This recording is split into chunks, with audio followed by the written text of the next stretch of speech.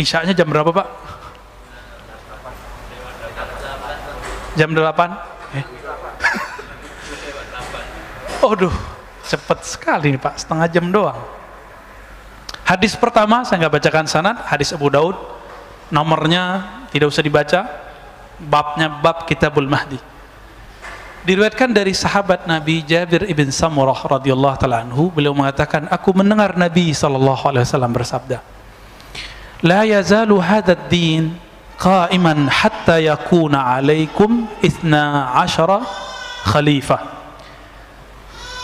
Agama ini akan tetap teguh sampai memimpin 12 khalifah, semuanya disepakati oleh umat.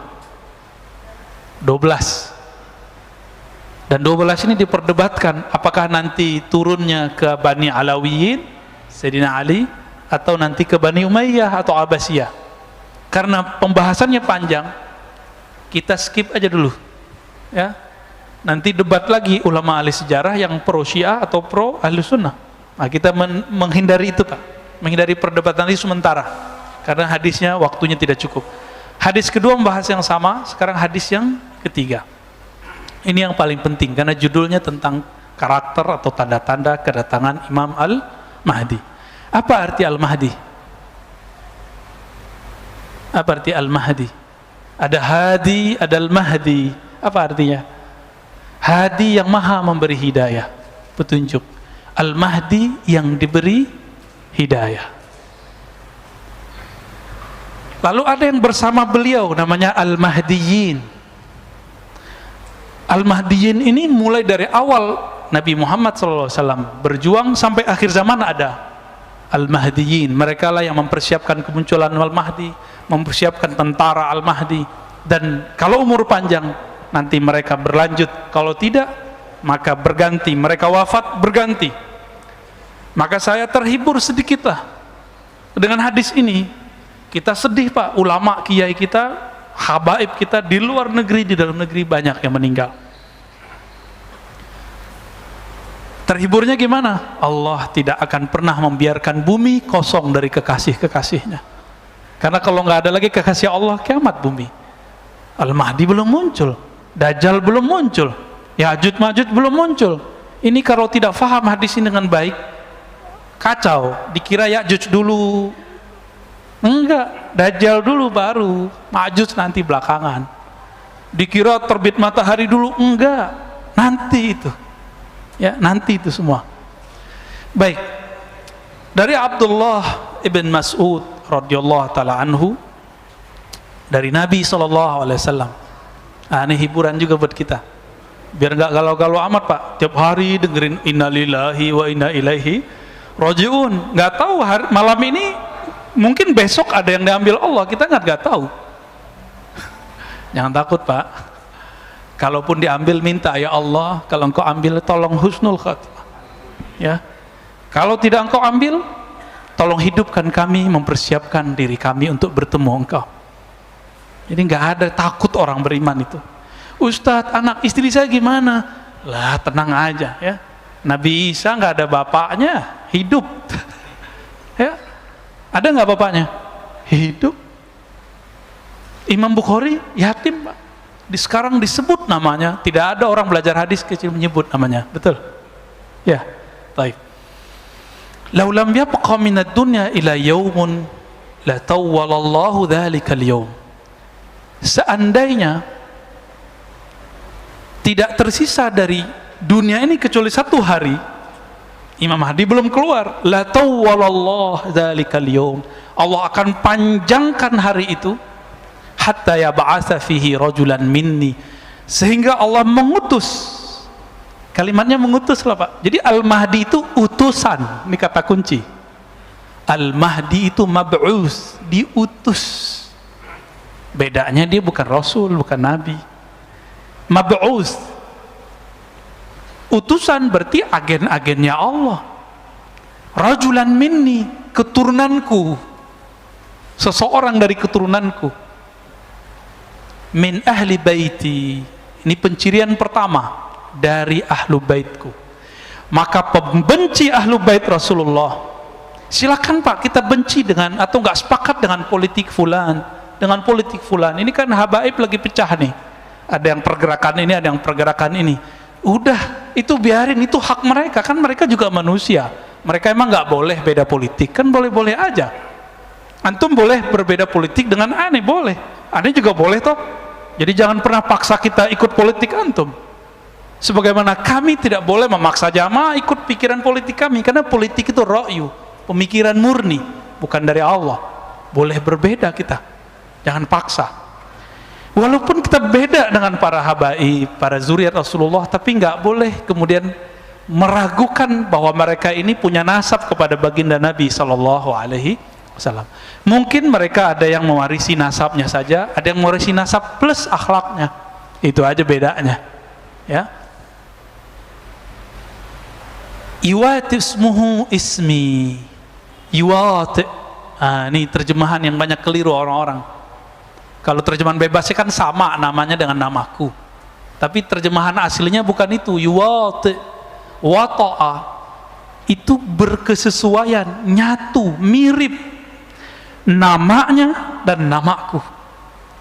Dalam bahasa Arab nama itu ismun, isim, itu berbeda dengan nama dalam bahasa kita. Ismun itu maknanya, kata Imam Al-Bajuri dalam syarah dan hasyiah beliau, al-wasam wal-ulu was-sumu, tanda dan ketinggian derajat. Jadi kalau diterjemahkan versi ilmu bahasa, ketinggian dan tanda-tanda yang ada padaku diwarisi olehnya.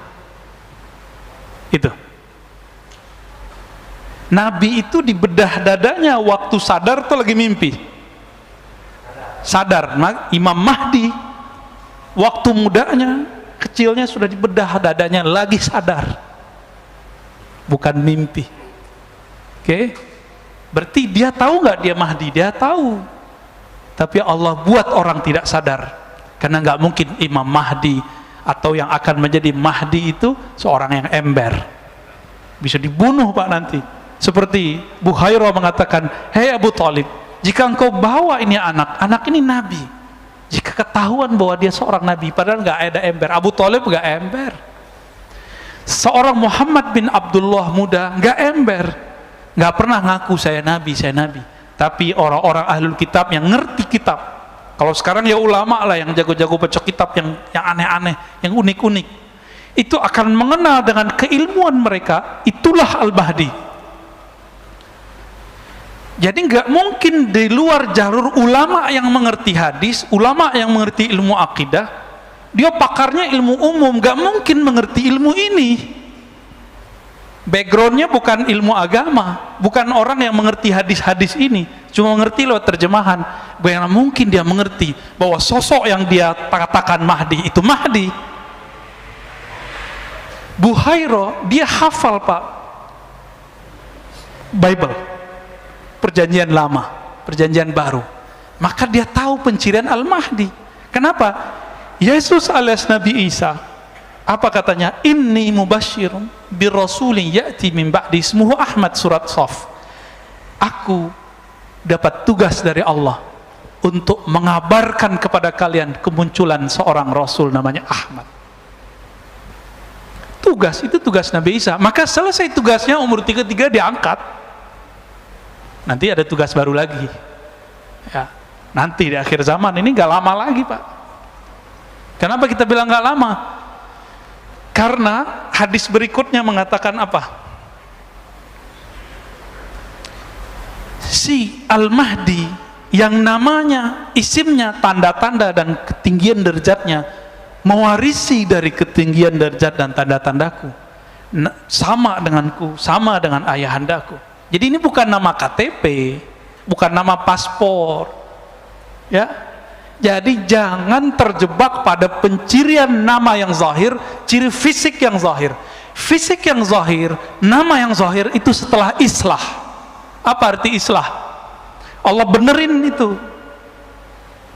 Jadi Al-Mahdi itu sekarang belum diislah Pak, belum diislah, belum dibenerin fisiknya. Jadi enggak, kalau antum jidatnya lumayan ya, coba buka jidatnya dikit. Oh, dia bisa jadi calon nih. calon Mahdi Pak. Tor beneran lagi, jangan halu ya. Pak Ustadz, saya jidatnya lebar, hidung saya mancung.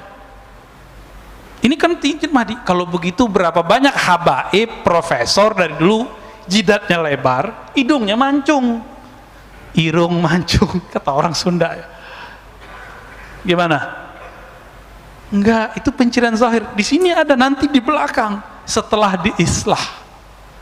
Kekeliruan orang-orang hari ini mencari Al-Mahdi pencirian yang zahir. Kalau begitu Muhammad bin Abdullah berapa orang punya nama begitu? Nama Nabi ada 313 yang kita bisa akses. 313 loh Pak. Bukan hanya Ahmad, Muhammad, Mahmud. Ada Aqib, ada Mahi, ada Khatim, ada Fatih.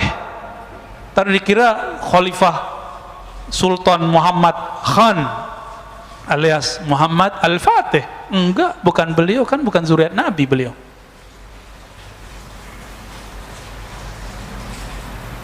Apa penciriannya tadi? Bukan nama KTP, bukan nama paspor, bukan nama pemberian ayah, bukan. Itu sumu wal alam al-wasam, ketinggian derajat dan tanda-tanda yang ada pada Nabi sallallahu alaihi wasallam. Itu ya. Oh Ustadz, saya mimpi. Lah kalau antum mimpi, aneh mimpi juga. Apakah Anda Al-Mahdi? Enggak, bukan mimpi penandanya. Betul, mimpi pertama Nabi itulah wahyu pertama. Tapi kapan mimpi pertama Nabi? Dalam hadis Bukhari dikatakan, awal wahyu itu ar-ru'ya as-salihah, yara misla falaqis subh. Mimpi pertama Nabi itulah wahyu pertama Nabi. Loh, kapan Nabi mimpi pertama? Umur 25? No, sebelum itu. 40 sebelum itu. Jadi Nabi itu suka menyendiri sejak kapan Pak? Sejak menikah atau sebelum menikah? Sebelum menikah udah suka menyendiri. Tapi ru'ya itu bukan hanya mimpi, tapi bisa visualisasi. Beliau melihat di alam sadar dan bawah sadarnya. Ini yang bisa menjelaskan orang-orang psikolog dan ahli neurologi, bahwa ada sadar, alam bawah sadar, ada supranatural, ada supernatural. Supernatural inilah alam hakiki di dalam diri kita, yang dulu disebutkan oleh Nabi, ar-ru'ya juz'un minan nubuwah, mimpi yang begitu yang dari Nabi, warisan kenabian. Jadi nggak semua mimpi. Coba bayangkan, mimpi ketemu Allah aja bisa halu Pak.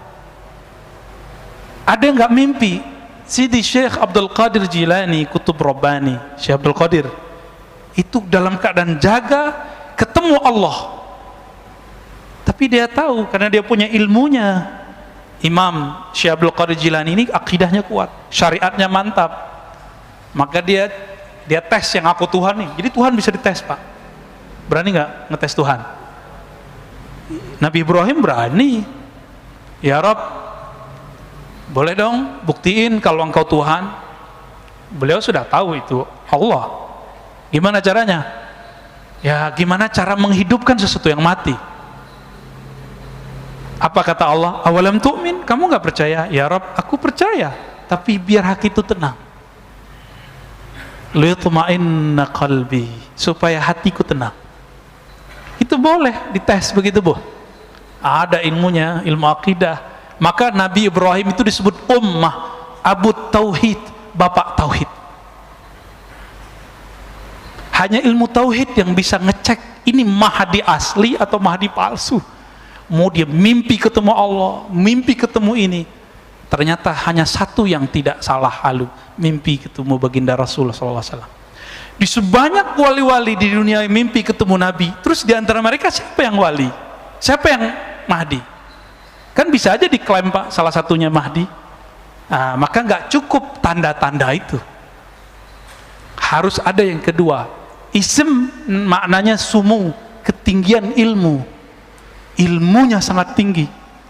Maka di kitab ini disebutkan bahwa 4 pencirian Khatmul Aulia. Khatmul Aulia ini puncak kewalian di akhir zaman. Nih kita bagi aja Pak ya, biar clear masalahnya, tapi nggak akan clear sampai nanti.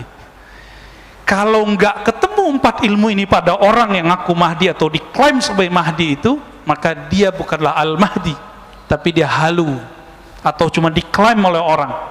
Pertama, punya ilmu al-badi, pakai hamzah, ilmu nasab alam semesta, asal usul alam semesta, bukan pakai mimpi, Pak. Dia kalau ngelihat antum nih tahu, oh kamu ruh, kamu dulu si anu. Hanzalah ketemu Salman, Salman ketemu sahabat. Apa kata sahabat ini? Kamu kok tahu saya? Apa jawaban beliau? Arafat ruhi ruhak, ruhku sudah kenal engkau sebelum ketemu di sini. Makanya ada namanya Habib Mahdi di Paru. Udah meninggal, Pak, Allah yarham, ya. Luar biasa waliullah.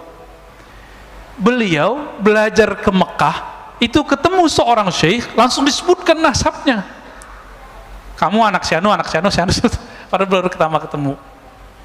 Itu pencirian wali. Ini baru satu, berarti dia wali nih, wali yang tinggi, ulu, sumu, punya kualitas yang tinggi. Dia tahu, ya, namanya ruh yang ada di pohon, maka Nabi bisa memanggil pohon, wahai pohon kurma kesini, datang pohon kurmanya. Dan beliau dikenali oleh alam semesta ketika beliau jalan-jalan di pegunungan Mekah. Itu pohon-pohon, batu-batunya, Pak, assalamualaikum ya Rasulullah, itu belum dimasyhurkan, Pak. Jadi an-nabi ya'rif bi annahu nabi qabla al-ba'thi. Nabi itu tahu bahwa dia nabi sebelum dia dimasyhurkan oleh Allah. Al-Mahdi juga tahu. Enggak tebak-tebakan, Pak. Ini keselamatan dunia, nggak main tebak-tebakan kita, apalagi cocok logi. Maka kita ketat sekali untuk masalah ini. Buka kitab hadisnya, kita cari penjelasan ulamanya. Nggak mau kita main-main dalam bab ini. Masa pakai WA doang ketahuan Imam Mahdi, kan?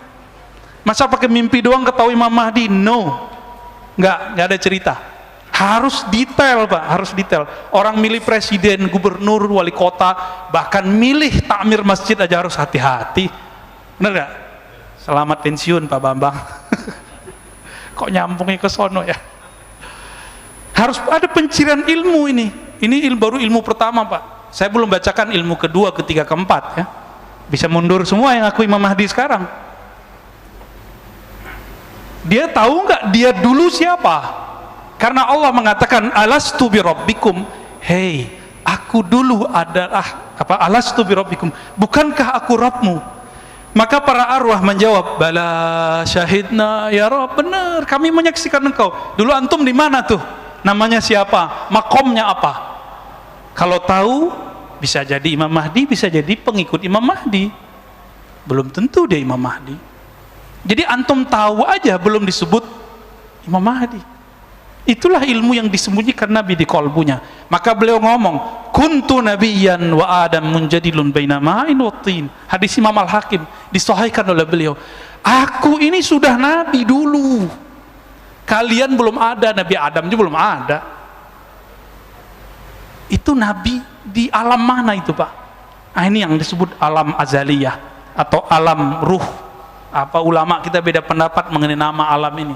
Karena kalau ahli akidah, azali nggak disebut alam, tapi kalau versi ilmu hakikat itu disebut alam, ya, karena alam itu kullu ma siwallah, segala sesuatu selain Allah. Gimana, Pak? Tegang, Pak Bambang? Lalu ada pencirian berikut ketika muncul Al-Mahdi. Jadi kapan Al-Mahdi muncul? Al-Mahdi itu penciriannya yamla'ul arda qista, akan memenuhi bumi dengan keadilan. Wa adla, ya sama artinya, kama muliat zulman wa jawra, sebagaimana sebelum dia dibangkitkan oleh Allah, diislah oleh Allah, ditampilkan oleh Allah. Allah yang nampilin, Pak, bukan orang, bukan jamaahnya. Allah yang tunjuk, ente Mahdi. Itulah yang disebut ala minhajin nubuwah. Gak bisa lewat antum 1 miliar bilang ini Mahdi, gak bisa. Antum mimpi semua mengatakan dia Mahdi, gak bisa. Allah yang ngasih unjuk nanti. Ketika bumi telah dipenuhi oleh zulman, kezaliman. Jauro, ini bukan negara loh Pak, dunia, bumi. Apalagi Bapak hitung, orang main vaksin, ya enggak? Udah jelas kita susah, main dana pandemi, Masya Allah. Udah jelas begini masih korupsi itu pemimpin daerah itu, kurang ajar dia itu. Ya, untuk dia masih mengira vaksin itu segala-galanya bisa menyelesaikan masalah, nanti dia bisa kampanye lagi. Gak ngerti dia peta alam semesta. Udah begini kejadiannya, tanya sendirilah sama ahli ekonomi. Orang ekonominya gak yakin Pak 5 tahun ke depan bisa pulih. Apalagi ahli ma'rifatullah yang dia mengerti pergerakan kudrat iradat Allah. Mereka ngerti ujung ini gak ada ujungnya. Ujungnya cuma Dajjal keluar 40 hari, Al-Mahdi bersama Isa membunuh Dajjal. Udah selesai masalah. Baru muncul daulah ala minhajin nubuwah, negeri kemah ripah loh jenawi kata orang Jawa itu, ya. Tapi bukan hanya di sini, pusatnya nanti di Mekah, pusatnya nanti di Madinah. Apa yang dilakukan ketika bumi ini dipenuhi semuanya? Benar gak? Ini udah sepakat nggak kalau pandemi ini ada orang yang buat? Sepakat nggak? Mungkin nggak virus tiba-tiba sendiri? Nggak mungkin kan? Nggak mungkin. Adakah sesuatu di dunia sengaja? Ya mungkin, tanya sendiri sama teman-teman kita orang-orang yang ahli kesehatan, ahli kimia. Nggak ada, ya. Nggak ada ceritanya kera jadi manusia, kera melakukan observasi atau melakukan eksperimen ke diri sendiri, bisa nggak? Mesti ada yang bukan kera, yang bukan manusia intervensi terhadap wujud itu, baru kita percaya ada namanya evolusi. Kalau nggak, kita nggak percaya. Apalagi urusan beginian. Sepakat Pak ya, pandemi memenuhi dunia itu kezaliman? Sepakat? Banyak yang mati nggak? Bukan hanya orang yang mati, usaha mati, perusahaan banyak mati, negara bangkrut, bener. Beberapa negara sekarang itu nggak sanggup beli vaksin, kita masih sanggup Pak, walaupun ngutang. Utang Pak, udah bangkrut kita udah. Jadi kalau dihitung-hitung bangkrut, cuma nggak tahu ini psikologi orang-orang ngurusin negeri ini, nggak tahu siapa yang bisikin. Jangan buat panik, jangan panik, bener sih. Cuma kita harus tahu juga sebenarnya apa yang terjadi sekarang, kita harus tahu juga. Tapi jangan sering-sering tahu. Jadi enakan jadi orang yang pura-pura bodoh daripada orang yang banyak tahu. Ntar banyak galau aja Pak. Banyak tahu yang nggak penting maksudnya. La tazhab la tanqadid dunya hatta yamlikal Arab rajulun min ahli baiti. Tidaklah hancur dunia sampai ada seseorang sosok dari keturunanku, bangsa Arab, keturunan Arab. Jadi nggak mesti dia tinggal di Arab lah, yang penting dia keturunan Nabi sallallahu alaihi wasallam. Iwati usmuhu ismi. Nah ini yang paling sahih. Jadi yang sama itu nama pencirian dia dan ilmunya, nggak mesti nama bapaknya. Jadi hadis yang mengatakan sama, mirip namanya dan nama ayahnya itu kurang kuat. Yang kuat adalah menurut penelitian saya itu yang sama persis berkesesuaian antara namanya dan nama Nabi Muhammad sallallahu alaihi wasallam. Nah, di hadis berikutnya diulang lagi sama ya, hadis nomor 4-nya. Seandainya tidak tersisa di bumi ini kecuali 1 hari, Allah akan panjangkan lalu Allah utus rajulan min ahli baiti, dari ahlu baitku. Jadi tolong cintai ahlu bait. Jangan benci ahlu bait. Allah yang jamin nasab mereka. Tapi jangan terburu-buru, oh kayaknya si anu deh Imam Mahdi. Imam Mahdi itu nggak bisa pakai kayaknya. Allah yang tahu. Allah yang tahu. Ya. Udah jam 7 Pak. Kurang ya. Kita lanjut hadisnya. Tadi pencirian tadi baru 1 saya sebutkan. Nanti di lain waktu kita sebutkan ciri-ciri berikutnya. Ya. Nabi SAW menyebutkan lagi mengenai nasab. Nah ini kan banyak yang ngomong Imam Mahdi itu Hasani atau Husaini, keturunan Hasan atau Husain. Beberapa orang yang keturunan Hasan mengatakan dia keturunan Hasan. Yang keturunan Husain mengatakan keturunan Husain. Loh, kita kan bengong Pak, kita bukan keturunan Hasan dan Husain. Pak Bambang keturunan siapa? Namanya Bambang, ada Jawanya kali ya? Bambang apa Pak namanya? Supriyadi. Ya nggak masuk Pak. Apa kata Nabi? Ini bisa untuk menyatukan Al-Hasan wal Husain, Al-Hasani wal Husaini. Kita cinta dengan para zuriat Rasulullah. Kata beliau, Al-Mahdi min itrati min waladi Fatimah. Al-Mahdi yang Allah guidance itu, yang Allah pilih itu, keturunanku dari zuriat Fatimah. Wah, ini ada Habib nih. Antum asegaf ya Habib ya? Insyaallah nuhibbukum ya. Semoga kalau beliau cinta sama kita, kita nanti tergadai Pak. Beliau bilang, ya Rasulullah, wahai jidku, itu orang cinta aku karena cinta kepada engkau. Selamat Pak, insyaallah. Jadi habaib itu yang mahal bukan darahnya semata, tapi kalau dia bilang, ya Rasulullah, wahai kakekku, wahai ayahanda, itu Pak Bambang cinta aku karena cinta kepada engkau. Kata beliau, parkir, selamatin. Itu kelebihan habaib kalau benar Pak ya. Ntar habaib kan diseleksi juga sama Sayyidah Fatimah. Diseleksi Pak nanti. Ada pengadilan khusus untuk mereka. Jadi nggak usah urusin kalau ada habaib beda-beda aneh-aneh. Itu urusan mereka ntar. Hakimnya langsung Sayyidah Fatimah dan Sayyidina Ali.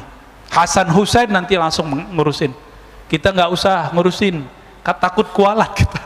Ya, kalau beda boleh nggak? Boleh. Saya banyak kok beda dengan beberapa habaib. Keturunan Sayyidah Fatimah ada Hasan, ada Husain. Maka jam'u bainal ahadis, menggabungkan sekian riwayat. Al-Mahdi itu ayah ibunya campuran. Bisa ayahnya, ya, ayahnya yang paling penting, campuran antara zuriat Hasan dan Husain. Selesai toh? Jadi kalau yang zuriat keturunan Hasan mengatakan itu dari babe gue Hasan, benar. Yang Husaini bilang, oh, benar. Dua-duanya benar ya. Dan itu nggak bisa sembarangan, harus dipastikan. Jangan bilang, kayaknya saya keturunan habaib deh Ustadz. Nggak bisa. Kenapa? Hidung saya mancung, saya brewok kan. Hidung saya mancung, jidat saya lebar dikit. Nggak ada urusan ya. Mau lebar selebar lapangan, nggak ada urusan ya. Nah, baru masuk kita hadis Abu Sa'id Al-Khudri. Di sini banyak orang terjebak. Pencirian zahir. Tadi kata isim itu pencirian batin. Yang ngerti riwayat hadis faham. Kata ismuhu yuwati usmuhu ismi, berkesesuaian isim namanya, ciri-cirinya, tanda-tandanya, ilmunya dengan ciri-ciriku, tanda-tandaku. Itu batin. Itu kewaliannya. Itulah nubuat yang diturunkan ulama warasatul anbiya. Sedangkan zahirnya setelah diislah ketahuan nih, Al-Mahdi minni. Mahdi itu keturunanku. Ajlal jabhah. Ajlah, apa arti ajlah? Jali. Jelas, jidatnya enggak. Ini enggak ada urusan sama cerdas enggak cerdas ya. Karena ada kiai jidatnya enggak panjang, Pak. Ya, yang baru meninggal kiai kita ahli hadis, pintar sekali. Itu jidatnya biasa aja. Jadi ini bukan urusan apa, ini pencirian zahir. Aqnal anf, boleh diartikan hidungnya mancung dikit lah, bengkok dikit lah ya. Yamlaul arda qistan wa adla. Nanti setelah diislah kelihatan pencirian itu semua. Jadi kalau sekarang habaib banyak. Maka yang kita cari sekarang bukan pencirian zahir. Ini setelah diislah, dibenerin oleh Allah semalam. Apakah itu islahnya wali, islahnya Mahdi? Islahnya Al-Mahdi adalah mi'raj rohaninya. Ya, baru dengar ya makna itu ya. Nabi ini kan, nabi-nabi semuanya punya hubungan spesial dengan Allah, disebut mi'raj. Maka disebutlah salatul mu'min, as-salatu mi'rajul mu'min. Salat itu mi'rajnya mukmin. Ruhaninya naik. Maka kalau mi'rajnya seorang wali itu dalam solat itu lagi sadar atau lagi mimpi, Pak? Maka puncak kewaliannya Imam Mahdi ketika dia diperjalankan dalam sholatnya, dia akan mengalami seperti yang Nabi alami, mirip-mirip. Sholat di Al-Quds, naik ke atas, persis sama. Kalau belum itu terjadi, pastikan orang ini bukan Al-Mahdi. Ini yang paling mahal Pak, ciri-ciri Al-Mahdi. Ini yang paling mahal ya. Apa itu? Islah semalam, artinya Allah perbaiki zahir dan batinnya dengan cara diangkat. Jika Nabi Isa diangkat, Nabi Musa pingsan, Nabi Nuh, Nabi Yunus, semuanya diislah. Nabi Yunus apa? Suluk, khalwat dalam perut ikan, nun, disebut zinnun. Itu menyepi yang sangat sepi sekali, gelap gulita. Masuk ke perut ikan, gak ada lampu Pak. Tapi kolbunya zinnun, Yunus alaihissalam terang. Maka dia zikir. Saat itu cuma ada engkau, la ilaha illa anta, tiada yang berhak disembah kecuali engkau, engkau. Itulah zikirnya beliau. Dulu kalau lihat videonya Al-Habib Omar, beliau pernah zikir anta, engkau ya Allah, engkau.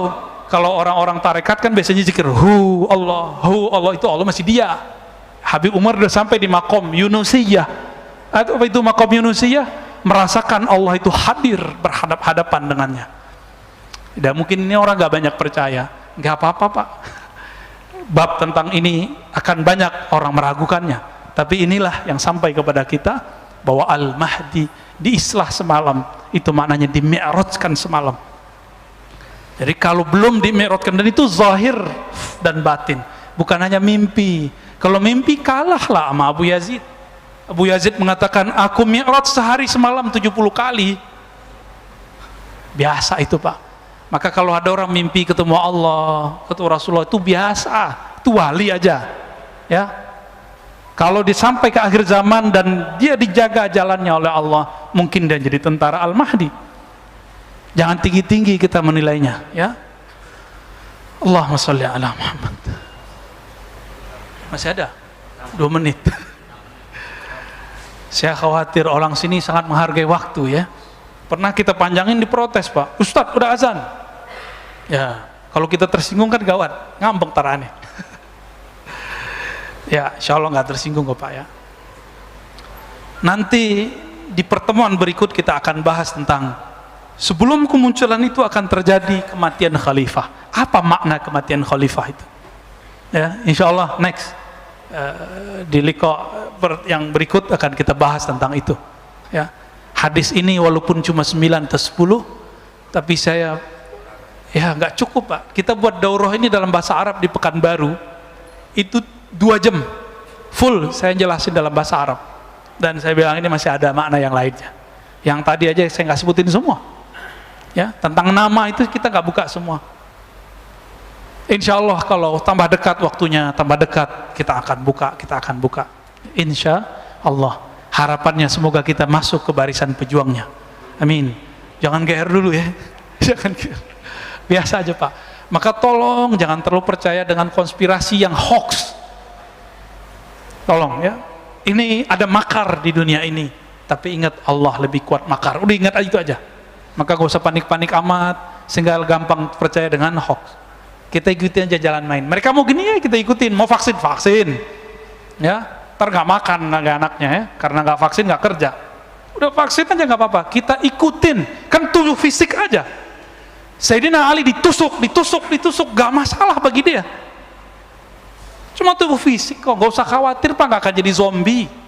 Tapi saya belum vaksin Pak, lagi nyari yang cocok.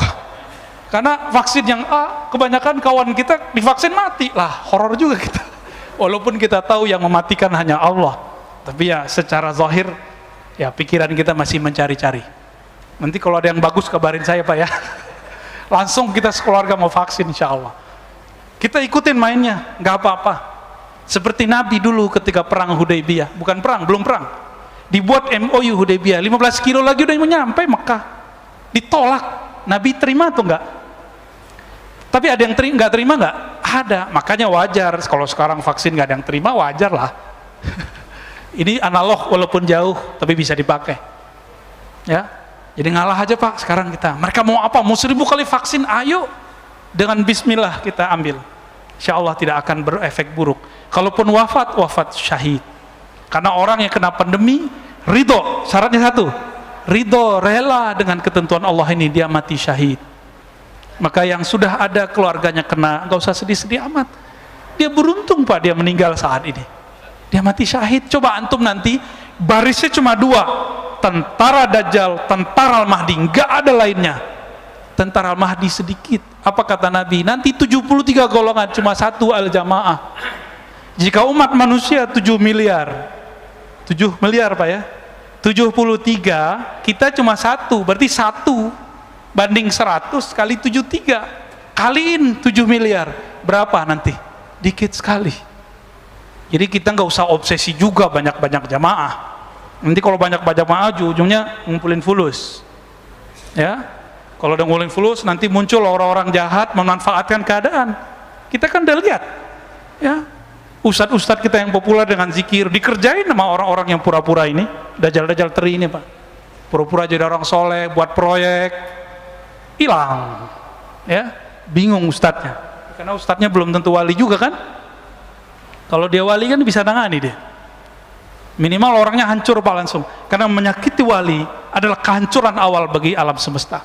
Mana ada li waliyan faqad azantuhu bil ard, menyakiti kekasihku. Coba nih, Pak Bambang punya kekasih, masih muda loh Pak ya, disenggol orang, dicolek oleh preman, oh nggak lihat-lihat, langsung keluar tuh. Pak Bambang yang tadi penakut, itu jadi Bambang yang pemberani. Anak kita dicolek orang, kita habisin Pak, kalau perlu kita bayar orang. Allah nggak akan sia-siakan. Tapi sabar-sabar dikit, jangan tergesa-gesa, jangan panik. Walaupun suara saya tinggi, tolong emosinya jangan tinggi ya. Wassallallahu ala Muhammad. Habis ini ada pertanyaan, habis azan? Ada satu ya. Taib, sorban antum, sorban tentara ini ya. Tentara apa nih nggak tahu. Nanti Pak, karena 73 umat Nabi Muhammad, satu bagian dari gerakan yang benar, al-haq ta'ifah. Berarti 72 umat Nabi juga nggak? Maka pakaiannya tentara Dajjal nanti persis seperti pakaian tentara Al-Mahdi. Sama-sama bersorban, sama-sama berkopiah, baju-baju orang soleh. Maka nggak mungkin kita bergerak cuma dengan penciran zahir. Silakan pakai pakaian yang indah, tapi pelajari pakaian yang batinnya. Insya Allah kita tambah cepat menemukannya. Ya, amin ya rabbal alamin. Jadi kalau kita di luar sana kita bahas sunnah bid'ah sudah itu di luar itu Pak ya, itu wajar. Saya lagi jagain beberapa orang. Tapi kalau ini tolong dilupakan bab itu. Maka kita nggak ada kebencian dengan kelompok apa aja di sini. Kita cuma mengingatkan hadis-hadis ini. Bukankah semua kelompok mempercayai hadis ini? Hadis ini sahih hasan, yang dhaifnya sudah naik kepada hasan. Tafadhal muazin.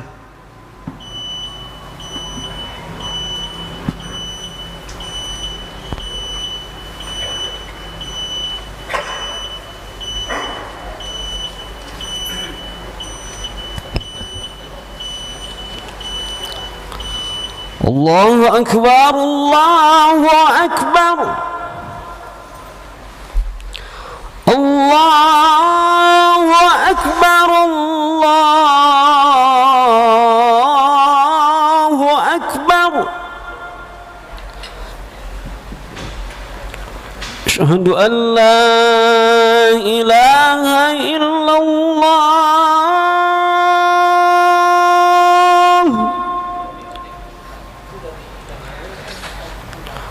Asyhadu an la ilaha illallah.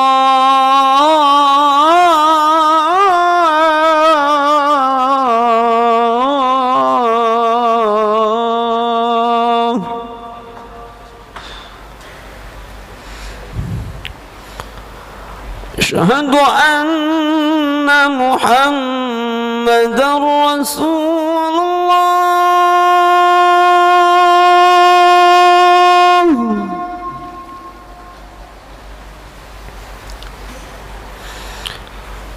Asyhadu anna Muhammadar Rasulullah.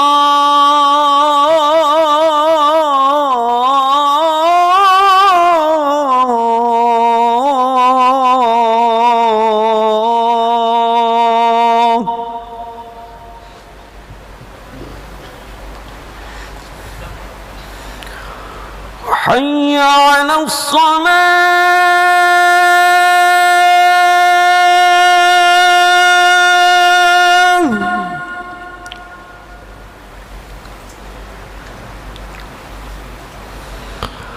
حي على الصلاة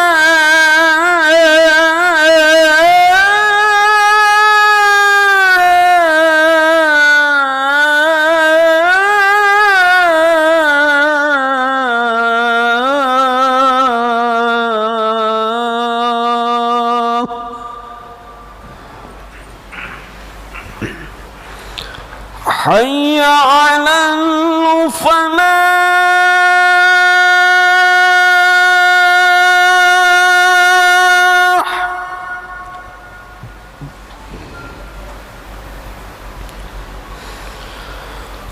حي على الفلاح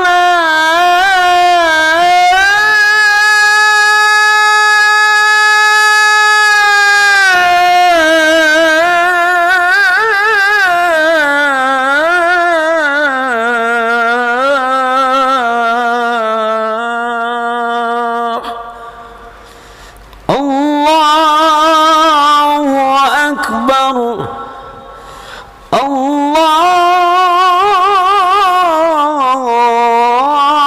الله أكبر لا إله إلا الله.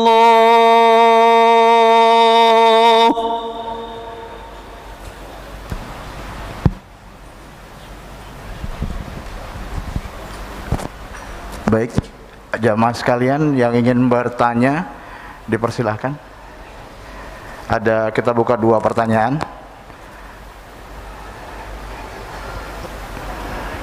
Ada mungkin? Silakan. Assalamualaikum warahmatullahi wabarakatuh, Pak Yarsi. Mau nanya, dari dulu saya masih mencari satu pertanyaan bagi saya, istilahnya yang merasakan efek atau akibat dari nanti Dajjal tentunya mengalami zaman Imam Mahdi ini, apakah orang yang istilahnya pada zamannya Imam Mahdi nanti muncul itu masih hidup atau yang sudah meninggal akan merasakan efek itu juga? Terima kasih. Waduh, pertanyaannya berat. Orang hidup sama yang wafat bisa merasakan nggak gitu ya? Antum pengen wafat duluan? Nanti udah banyak meninggal, Pak. Banyak yang meninggal. Itulah kezaliman yang luar biasa yang disebutkan dalam hadis ini. Kapan keluarnya Mahdi? Kalau sudah kasratul haraj. Wa qila mal haraj ya Rasulullah. Apa itu haraj? Haraj yakni al-qatl. Banyak orang yang mati, terbunuh. Baik dengan cara pembunuhan langsung ataupun lewat vaksin. Ini pembunuhan nggak, Pak? Oh bukan, Pak, hati-hati, Pak. virus ini yang paling jelas. Dan ternyata kan ilmuwan sebelumnya, beberapa tahun sebelumnya sudah kasih prediksi. Nggak tahu dia ikut serta apa enggak, kita nggak ngerti ya. Bahwa nanti untuk menghancurkan suatu negara nggak perlu pakai nuklir, cukup pakai benda kecil ini. Dia kan ngomong gitu kan dulu. Oh canggih juga. Apa maling teriak maling? Kita nggak tahu ya. Apakah orang yang hidup dan mati? Tentu orang yang hidup, yang bertahan hidupnya, nggak mati karena COVID, Pak. Karena COVID itu berjilid-jilid, versi WHO tuh, bukan versi saya loh ya. COVID ini berjilid-jilid, Pak. Ini udah jilid berapa? Gelombang keberapa? Ini kan daerah tropis, subtropis sampai ke India udah. Eropa kan belum. Eropa mau masuk winter, menghantui itu, Pak. Betul-betul menghantui. Eropa atau wilayah selatan bolak-balik aja, ntar bolak-balik guncang semuanya. Kita walaupun jumlahnya tinggi di dunia, ya wajar negara kita gede, ya kan? Tapi kita termasuk paling santai loh, Pak, paling santuy di dunia. Sampai sekarang belum lockdown kan? Ya, katanya masuk mall mau harus pakai PCR ya. Ya salam, hancur Pak ekonomi ntar. Ya. Pondasi alam suatu negara. Nih coba lihat, pondasi satu negara Kalau orang ekonom bilangnya apa? Ekonomi. Kalau orang militer bilangnya apa? Keamanan. Kalau ulama bilangnya apa? Ilmu. Ya kan? Yes. Berarti ini pondasi semua. Ada yang lain tinggal dimasukin. Dan yang paling ribet itu ekonomi, Pak.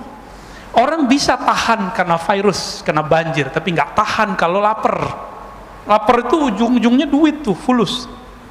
Kalau sudah begitu, ini yang disebut di hadis tadi, idza muliat al-ardu zulman wa jawra, ketika muka bumi semua negara sudah habis batas-batas negaranya. Kenapa? Karena orang sudah nggak menghormati lagi pemimpinnya di mana aja. Kenapa orang mikirin makan sendiri, Pak? Apalagi ntar kiamat, kan banyak orang ngancam-ngancam kita, tar saya bersaksi di akhirat bahwa ente ini orang sesat, boro-boro di akhirat, nanti aja nggak sanggup, Pak, kita mikirin orang, nanti urusannya sendiri-sendiri, kecuali antum bagian dari gerakan Al-Mahdi, mungkin diselamatkan Allah, saya juga, kita semua. Kalau kita cuma ngurus diri sendiri, udah soleh-soleh sendirian, sholat banyak-banyak, nggak bisa. Ngurusin ini nggak bisa dengan banyak sholat. Ngurusin ini harus tahu peta-petanya kemana. Itu yang disebut di hadis Nabi, ketika bumi dipenuhi kezaliman, nanti itu negara udah nggak ada, namanya doang Indonesia, namanya doang Malaysia, namanya doang Amerika, namanya doang Cina, udah nggak ada, pantar orang nggak ada lagi respect sama pemimpinnya semua. Mau pemimpinnya disebut demokrasi, komunis, Islami, nggak ada yang dianggap benar. Itulah puncak zulman dan jaurah. Urusannya perut, keamanan. Orang kalau sudah lapar gimana? Berani bunuh orang nggak? Berani bunuh orang. Ini kalau kita melihat dari situ sisi, apalagi sisi militer, waduh, serem banget. Gimana? Lanjut. Satu lagi. Oke, tafadhal. Assalamualaikum Buya. Salam. Semoga dalam keadaan sehat selalu dan dirahmati Allah Subhanahu wa taala. Amin, amin. Saya izin bertanya Buya terkait yang di lingkungan tempat kerja saya, di lingkungan keluarga saya menemui ada beberapa mungkin kawan atau rekan sahabat yang tidak mempercayai dzurriyyat dari Rasulullah SAW. Sementara di agama kita salah satu rukun iman itu yang rukun, mempercayai pada hari akhir. Oke. Dari yang tadi Buya ajarkan itu, apa hukumnya Buya untuk orang-orang yang tidak mempercayai bahwa Rasulullah itu mempunyai keturunan atau tidak mempercayai dzurriyyah, dan bagaimana kita menyikapinya hal tersebut? Mungkin itu saja, terima kasih. Wassalamualaikum warahmatullahi wabarakatuh. Tadi saya lupa tadi ya, apakah yang mati ikut berjuang? Itu pertanyaan. Bukan hanya merasakan, kalau dia wali dia ikut berjuang, Pak. Karena hadis Imam Bukhari mengatakan bahwa kalau ada para syuhada meninggal, dia minta kepada Allah, ya Allah hidupkan kami kembali. Kan nggak mungkin, Pak, reinkarnasi, mungkin nggak? Nggak ada kan reinkarnasi dalam Islam. Maka dia nanti akan membersamai pejuang-pejuang itu nanti. Karena para syuhada Allah kasih akses paspor dan visa, bisa masuk alam barzakh, alam nyata, surga, bolak-balik suka-suka dia. Syuhada itu kalau meninggal, wali-wali apalagi, nabi, wali, syuhada.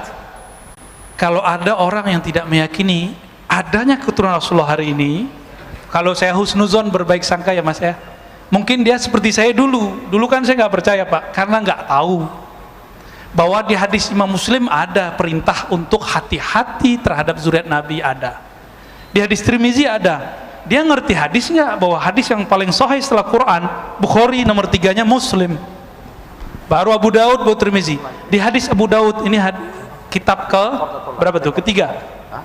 Disebutkan Al-Mahdi minni, min ahli baiti, min waladi Fatimah. 3 redaksi. Al-Mahdi di akhir zaman itu keturunanku, keturunan Fatimah. Kalau Nabi ngomong begini, ini jaminan nggak kalau ahlu bait zuriat Nabi hidup sampai akhir zaman?